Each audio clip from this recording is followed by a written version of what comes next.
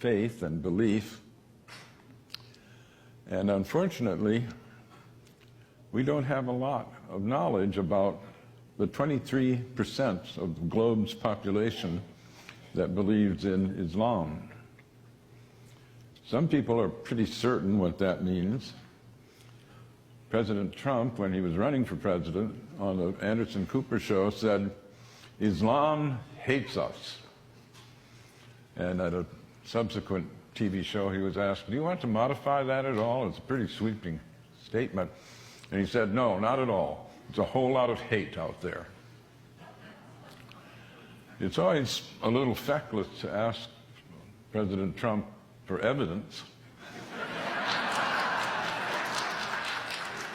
But he seems to believe that the essence of Islam was expressed by the terrorists at 9/11. Patricia Crone, the great scholar, said, the thing about the people who are carrying out terrorism attacks is that they obviously don't know their own religion. So what can we tell about their religion? Naturally, we should go to the Quran and see what a creed would sound like. You know, in the Gospel of Matthew, they ask Jesus how to pray to the Father, and he gives them the Lord's Prayer. In the Quran, they ask Allah, through Muhammad, how they should pray. And here's one of many creeds in the Quran. We believe in God and in what was sent down to us and what was sent down to Abraham, Ishmael, Isaac, Jacob, and the 12 tribes, and what was given to Moses, Jesus, and all the prophets by the Lord. We make no distinction between any of them, and we devote ourselves to him in all of them. That's a very inclusive creed. The narrow definers of Judaism sometimes say that the chosen people are the circumcised, and narrow believers in Christianity sometimes say that the chosen people are the baptized. But the Quran says God's chosen people are all the monotheists from the beginning of the creation. Allah says in the Quran that only defensive warfare is just warfare. You can't commit an act of aggression, certainly not an act of terrorism. That's nowhere envisaged in the Quran. And how did, people say, well, jihad means holy war. It doesn't. There was holy war going on, but it's not in the Quran. That concept is not anywhere expressed in the Quran. And when people say that jihad is holy war or aggressive war or terrorism, that's just plain wrong. Jihad means roughly what zeal means in our culture. And Allah says, for instance, wage jihad for the Quran. That is, preach the Quran. Spread the good word. And getting self-control is an act of jihad. Now, if you get into a just war, you can consider that you promote that zealously as jihad.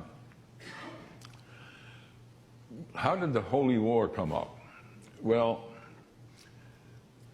the verse that is constantly cited is the so-called sword verse.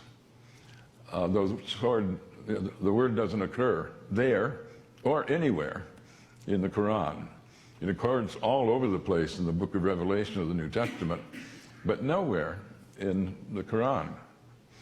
And the episode that is often used is that when Muhammad was driven out of Mecca to Medina,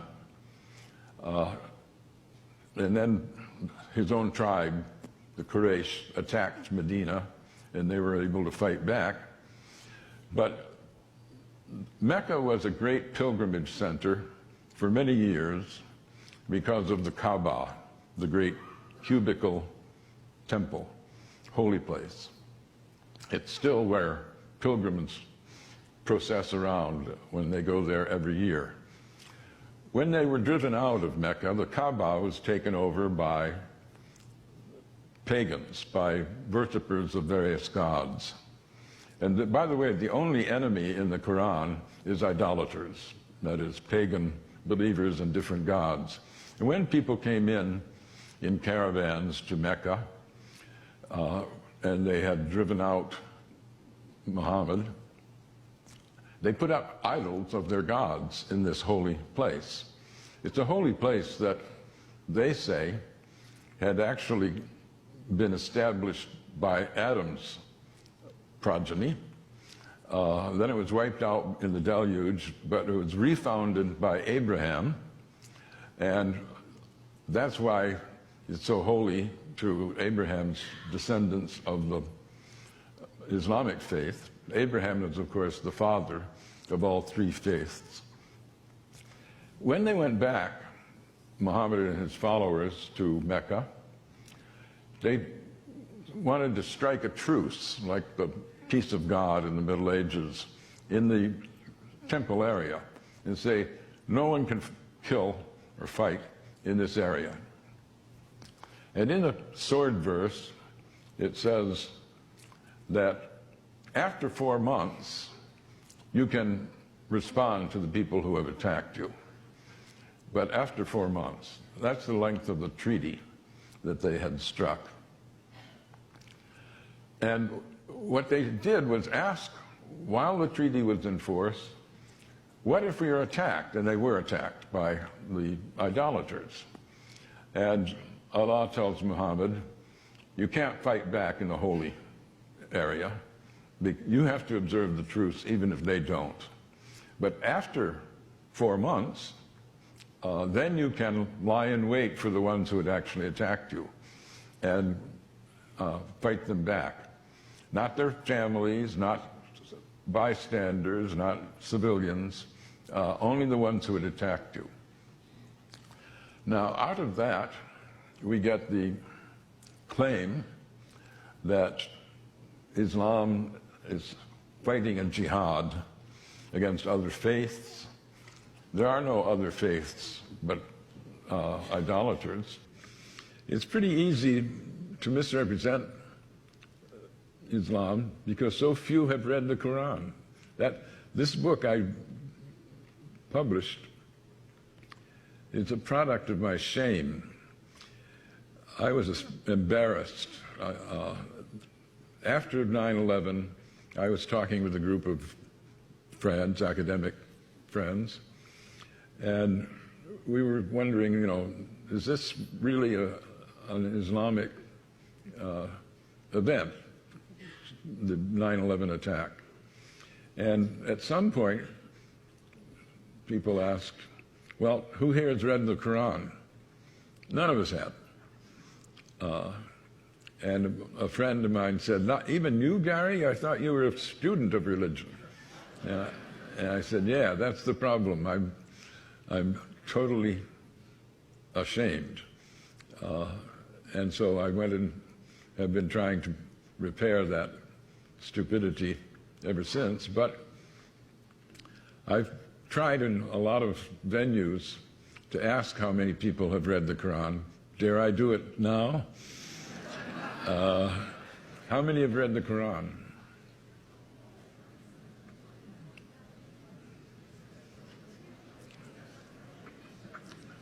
A minority, certainly.